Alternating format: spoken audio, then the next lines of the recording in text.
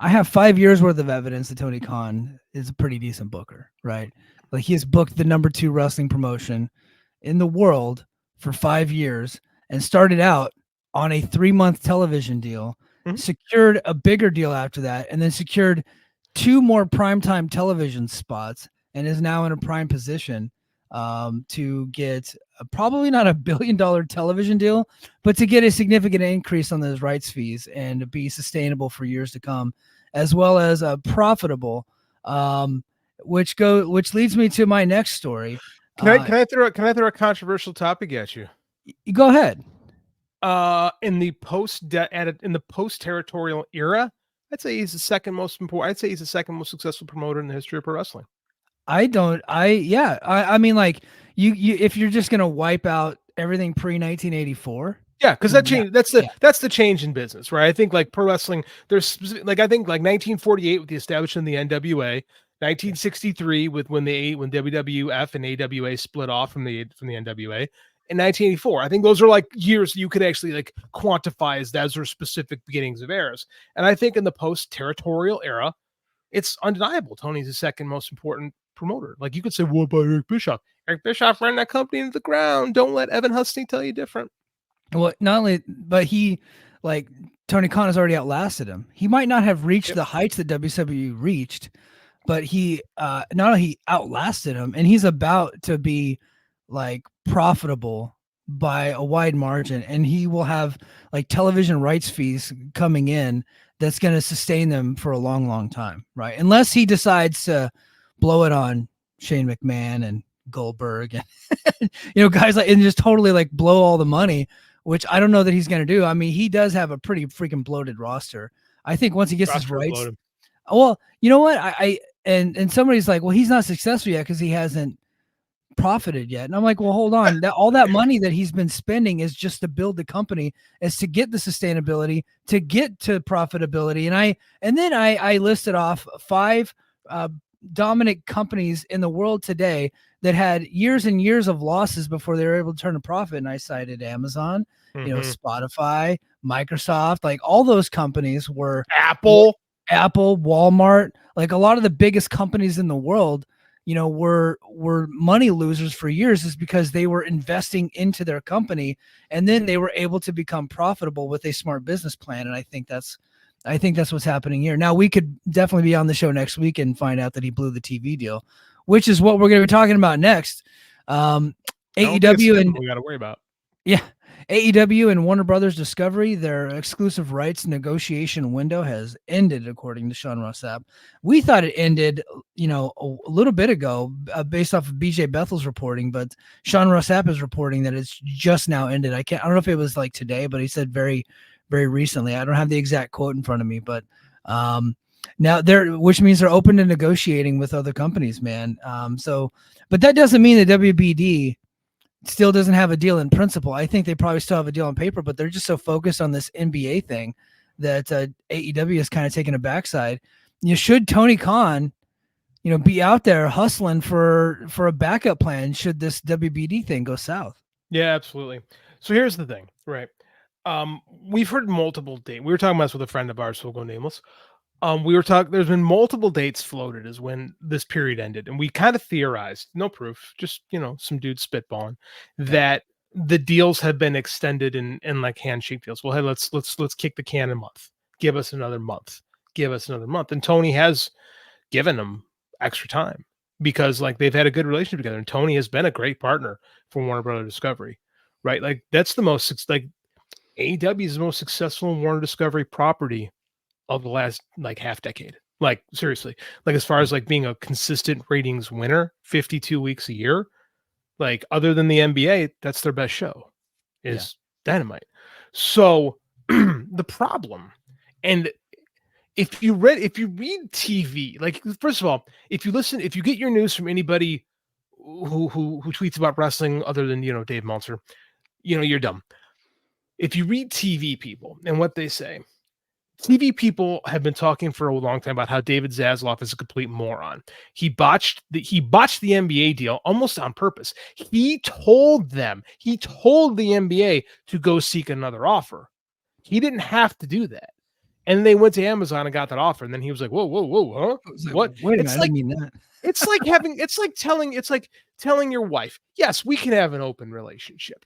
And then she comes back and goes, I met somebody. And you're like, oh, like that's a little crude, but that's Yeah. exactly what happened here. Right. And so in TV circles, David Zaslav is getting dragged to the mud. Now, David Zaslav is also not of the Warner side of the merger. David Zaslav is from the Discovery side of the merger, right? Discovery, a channel who made the Discovery Channel when we were growing up was like Beta National Geographic. That's what the Discovery Channel was. Under guys like Zaslav, the Discovery Channel remade itself as, reality TV schlock. Dr. Pimple Popper, the little chubby girl whose name I can't remember who had the TV show. Like those are I'm talking about I'm talking about? I'm talking about I can't remember her name. Is that Honey Boo Boo? That's it. That's the name of this show. That getting clipped, there's a good chance.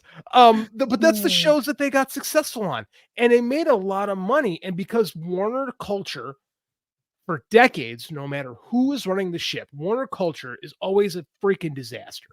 So Zaslav in Discovery, when you have a merger, the higher company wins out. Now we saw this 2 decades ago with AOL Time Warner. When that happened, AOL was the more valuable company at the time. So their brass took over. We all saw how that happened. It's notorious for one of the worst mergers in corporate history.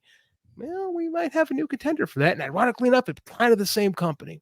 Yeah. So it's not in TV circles. It's not Tony. Like I know the Julian Weekses of the world. God, I love burying that guy. Would like to have you believe that this is all Tony's fault, but it's not. It's Zaslav. He should have cemented these guys a long time ago. While he knew he had these problems with the NBA coming up, why have your other successful show that's going to cost you significantly less money? Why have that prick just poking you in the back when you've got this big monster you got to keep your eyes on? Why do that? Why not take care of the little thing on the side so that you know that that's all safe to go, so then you can go slay your big dragon? No, Zaslav managed to fuck up 2 things. So there's a lot of talk now that they're the board of Warner Discovery might have a vote of no confidence in him, and he may be ousted as CEO. That's not for me speculating. That is rumor and conjecture being spread in TV places, man. Like this could happen. Yeah, well, he has ruined the company. Yeah, and ruined all the divisions. Like he has systematically screwed up a lot of the divisions. And Io brings up a good point. JD, this is for you. Remember when Zaslav screwed up with not keeping the Coyote? I'm guessing Wile E. Coyote film. Like he had movies made and then just shelved them just to save on tax money. Like that's who this guy is. Like he doesn't make good decisions. No, which is hilarious when you look back on it, because like the tax money from like a failed film is like drops in the bucket for the problems that Warner Media has. I today just watched a show with my wife. We watched the new Batman, the premiere episode of Batman the Caped Crusader on Amazon Prime. By the way, Mike, watch this show. You're gonna Am I gonna be into that? You are gonna be like, you like the original Batman, right? Batman 92. Imagine that, but the animated series. The animated series, that's what I'm talking about. Yeah. Imagine Batman the animated series way more violent. Okay, I'm in. Yeah. It's very good. But that was a project that was developed for Max. Zaslav cut it. Said, no, we're not going to do this. Prime says, we'll pay you for it. So he's like, all right, he saw value in selling the property rather than keeping it at home, right? So he thought he was trailblazing by being a content producer. Because again, in like 2018, 2017, 2018, all these companies started their streaming networks, right? They had plans for streaming networks where all these companies decided they were going to be producers. They were going to be not producers. They were going to be content growers. They're going to host all their own content and not sell it, ignoring the fact that for the majority of the existence of television, producers have made money by creating properties and selling them to networks, right? Networks forgot about that in the streaming era. And that's why we're in the spot that we're in with all these places losing money, because ain't nobody selling nothing. We're building stuff and then showing it. And how the fuck do you make money on that? Right? Yeah. That's been the big problem. So Zaslav sold Batman, right? He's doing all this stuff that's not, and his moves are not working straight up. Like that's actually wasn't a terrible move when you look at it from X's and O's, but it's not working, man. Like nothing the guy's doing. And they lose the NBA and they're going to go to court and they're probably going to lose. They're looking for a settlement from the NBA. That's where they're at. Yeah. Yeah. Like, they're like hard up for cash. And they know that if they sue the NBA, for breach of contract, essentially, The for NBA is going to want to make it accepting go. their matching rights. The They're NBA is probably going going to to get. get a little bit of change. Yep, the NBA is going to want them to go away. The Yeah. NBA doesn't. That's what I'm saying. The NBA has been on Turner networks for decades, Hmm. right? And they got so tired of Zaslav, they're down. We went out of here. We'll go to Amazon. We don't even know if it's gonna if sports on Amazon is gonna work, right? Yeah. Well, But it is working on the NFL does very well on Thursday nights with their stuff on Amazon Prime. But what Amazon Prime is paying for is the C package mhm. for the NBA. And so I feel just on the surface looking at least from an American consumer, the C package would probably be much more beneficial if it were on TNT and TBS and Max and all that stuff, as opposed to being kind of like in this little cyclone on Amazon Prime. Even though Amazon Prime is worldwide, but they're willing to forego all of that to just go to Amazon Prime to quit dealing with David Zaslav. A lot of it. But I do think that it'll probably be pretty decently successful on there. NFL was pretty successful. NBA is like the second most successful like sports property that's out there, and I think that but there's been some stuff that's been on Amazon Prime that has not worked out very well. Like they've tried some MMA stuff that hasn't really worked out, and they have tried Top Rank Boxing, which really hasn't worked out. But when they're bringing it over the MMA stuff that they had, it was like D level MMA. It wasn't really anything big. You didn't really have any stars. But NBA, I think NBA at this point is probably bulletproof. Like they're just so popular. I think they're going to work. Nobody watches minor league sports. Yeah. Nobody watches boxing with people who don't matter, right? Like I hate to be like that. No one watches third tier MMA unless you're a hardcore. The most successful offshoot. This is people can get mad at me. The most successful offshoot sports league of recent memory is AEW. Yeah. It just is. Like I know people get mad when you say things like that, but I mean it's true. Like AEW's got a much better market share than the UFL has of the NFL, right? Yeah. Or WNBA is actually after 20 some years, 30 years, Well, something like that. They're finally starting to take a bigger part. They're finally starting to get some leverage, right? women's sports is actually getting hot right now. It is. With But it, the Olympics, but WNBA is like really doing well. storylines, man, Yeah. storylines and characters. They got a baby face and a heel. Like I mean, this is the best time for the NBA. They really do. But now who you Yeah. think is who, it depends on where you live and how you think. But I mean, like look how much faith that the WNBA has had to back and to keep pushing in spite of itself for 20 years to finally become relevant. I hate to be that. I'll be that guy. They're No. finally relevant. They're Yeah. finally relevant. Like, and this is what's hilarious is people expect like AEW or TNA or any wrestling company to be what WWE is out of the gate is stupid, right? Like, just look at where we are right now. I mean, that in of itself is impressive, which is why I think Tony Khan should absolutely shop around. If for anything else, to give David Zaslav another ulcer. So if he doesn't, if the WBD deal falls through, which I'm still on the side of, it's going to work out. I think they're going to get the deal done. I don't think AEW wants to leave. I think they feel like this is the best fit for them, and stability is very important. And I think they also know that if they did go to another network, they do run the risk of losing part of their audience that won't follow them over, because those things do happen unless you're super super powerful. And as of right now, they're just not. They haven't been in a while. So gun to your head, if it's not WBD, where do they go? That's a great question. I mean, I don't know who else would be in the market for them.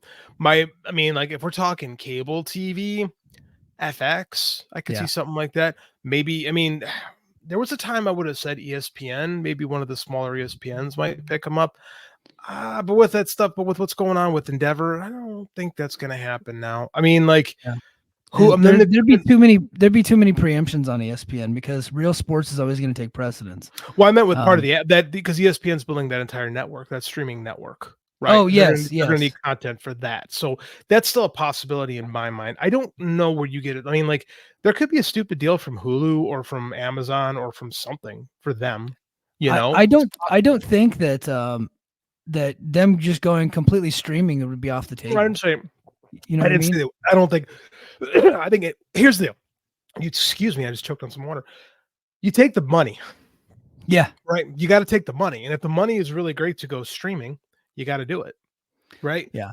But is it great for your sustained growth? I'll be honest with you, I don't know. Cable numbers are dwindling every year. And we hear these guys, cable numbers are dwindling, yet this stuff still does fine. And it's like, okay, sure, but look, people like to say, look how much dynamite. Like, you can't talk out of both sides of your mouth. You can't talk about how much dynamite ratings and viewership have plummeted in 5 years without acknowledging how many people have lost cable television. Yeah. Like, those numbers aren't slowing down. So you need to You have know a it's wild. streaming component.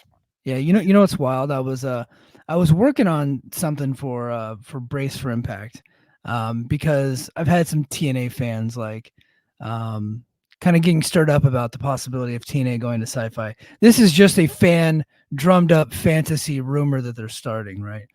And so I was just like looking at, okay, well, what is Sci-Fi compared to Access Television, right? Because I was like, I cannot remember the last time I watched Sci-Fi. I honestly, I don't even know if I have access to Sci-Fi right now. I forgot sci-fi was a thing until you just said it. Well, because Raw and NXT are on Sci-Fi this week due to the Olympics, because they don't Okay. put Olympics on Sci-Fi. So I was like, oh wow, Because and it's so the people were Olympics. like, hey, maybe now that they're partners with WWE, and I think we'll get into that in a little bit. Would that open up the possibility of them going to a network like Sci-Fi, considering the WWE no longer has exclusive rights to these channels, or to these, like, not only like they don't have exclusive rights to Sci-Fi, but they have USA, and by proxy Sci-Fi. Sci-Fi is not going to put anything the WWE doesn't want on the network, right? And so would that be an option for TNA? And I was like, how many homes is Sci-Fi in, Good right? question. And so I went ahead and just looked it up, and 5 years ago they were in 92 million homes, and right now they're in 69 million. Okay. Right, and Access TV is sitting at 50 million homes, like, available. I doubt they're actually in that many homes, because you have to spend extra money to get access to the channel. So, like, we're talking a 5-year period. That is a significant drop off of the amount of homes that channel is in, and that at one point in time was a top, like, 25 station. Yes. So I bring that up to say, Sci-Fi, very much like TBS, TNT, ESPN, all, like, they're in so many less homes than they were 5 years ago, that if you're an AEW, I think you have to look at, like, streaming exclusively being a viable option at this point if the money is there.